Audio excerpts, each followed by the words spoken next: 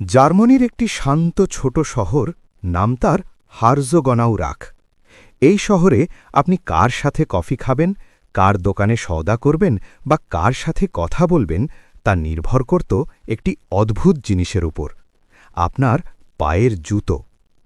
এই শহরটি ইতিহাসে পরিচিত দ্য টাউন অফ বেন্ট নেকস বা নিচু ঘাড়ের শহর নামে, কারণ এখানে মানুষ কথা বলার আগে একে অপরের জুতোর দিকে তাকাত।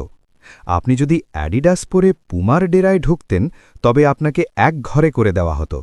কিন্তু এই পাগলামি কিভাবে শুরু হলো?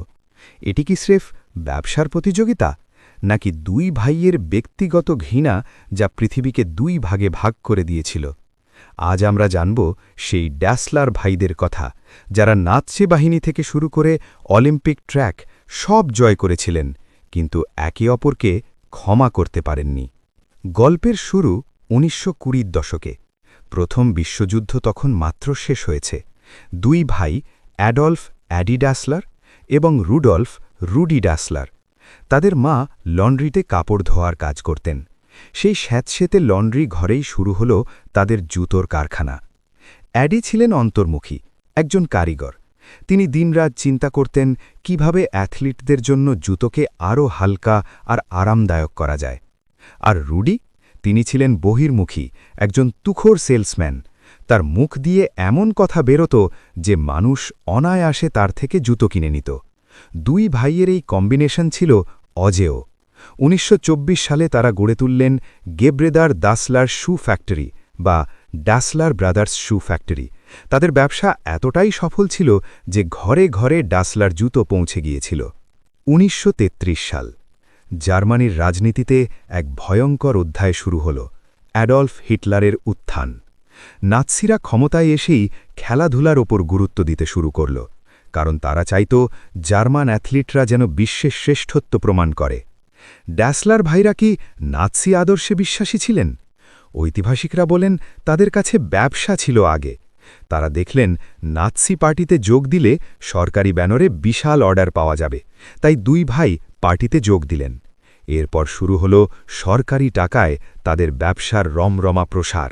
কিন্তু এই অন্ধকার চুক্তির আড়ালে দুই ভাইয়ের মনের মধ্যে একে অপরের প্রতি বিষ জন্ম নিতে শুরু করেছিল। ১৯৩৬ সালের বার্লিন অলিম্পিক ছিল হিটলারের জন্য নিজের প্রচারের এক মঞ্চ। কিন্তু অ্যাডি ড্যাসলারের মাথায় অন্য কিছু ঘুরছিল। তিনি জানতেন যদি সেরা অ্যাথলিট তার জুতো পরে জিতে, তাহলে সারা পৃথিবী তাকে চিনবে। সেই সময় আমেরিকার কৃষ্ণাঙ্গ অ্যাথলিট জেসি ওয়েন্স ছিলেন ফর্মের চুঙ্গে। নাৎসিরা কৃষ্ণাঙ্গদের তুচ্ছ মনে করত, কিন্তু অ্যাডি ঝুঁকি নিলেন।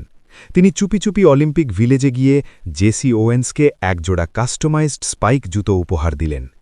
জেসি সেই জুতো পরে 4টে সোনা জিতলেন।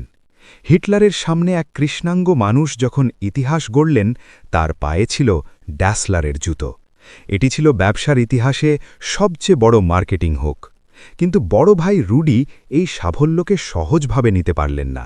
তার মনে হল অ্যাডি নিজের ইচ্ছে মতো সিদ্ধান্ত নিচ্ছে। দ্বিতীয় বিশ্বযুদ্ধ শুরু হল। জার্মানির ওপর মিত্রবাহিনীর বোমাবর্ষণ চলছে।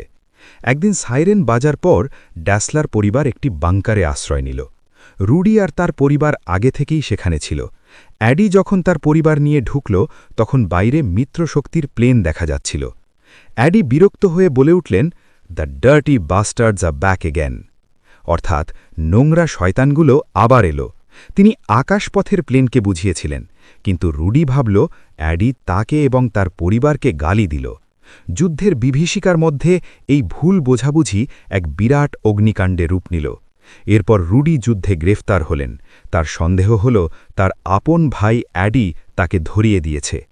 ঘৃণা এখন আর শুধু ব্যবসায়িক নয়, রক্তে মিশে গেল। ১৯৪৮ সাল।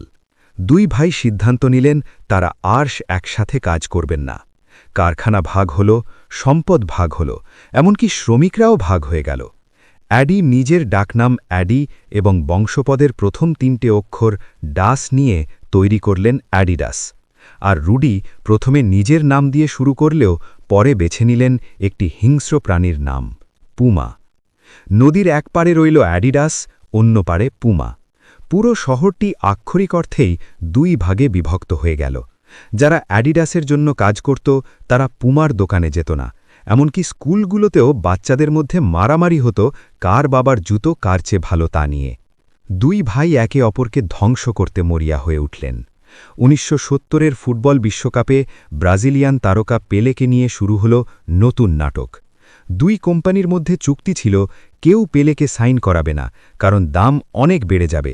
কিন্তু পুমা গোপনে পেলেকে $১,২০,০০০ অফার করল শুধু একটি বিশেষ কাজের জন্য। ম্যাচ শুরুর ঠিক আগে পেলে রেফারির কাছে সময় চাইলেন জুতো বাঁধার জন্য। পুরো ক্যামেরা পেলের ওপর ফোকাস করল। পৃথিবী দেখল পেলের পায়ে পুমা জুতো। এটি ছিল অ্যাডিডাসের বুকে এক বড় আঘাত। কোটি কোটি টাকার এই লড়াইয়ে দুই ভাই নিজেদের পরিবার এবং শান্তি বিসর্জন দিলেন। ১৯৭৪-এ রুডলফ মারা যান এবং ১৯৭৮-এ অ্যাডলফ। ৪ বছরের ব্যবধানে দুই ভাই চলে গেলেন। আপনি হয়তো ভাবছেন মৃত্যুর পরও হয়তো তাদের শত্রুতা শেষ হয়েছে। না, তাদের দুজনকে একই কবরস্থানে সমাহিত করা হয়েছে, কিন্তু তাদের পরিবারের নির্দেশে তাদের কবর দেওয়া হয়েছে কবরস্থানের দুই প্রান্তের দুই কোণায়, যাতে মৃত্যুর পরও তারা একে অপর থেকে যতটা সম্ভব দূরে থাকতে পারেন। আজ অ্যাডিডাস এবং পুমা বিলিয়ন ডলারের কোম্পানি, কিন্তু তাদের এই লোগোর আড়ালে চাপা পড়ে আছে দুই ভাইয়ের ইগো, ঘৃণা আর একটি চিরতরে ভেঙে যাওয়া পরিবার।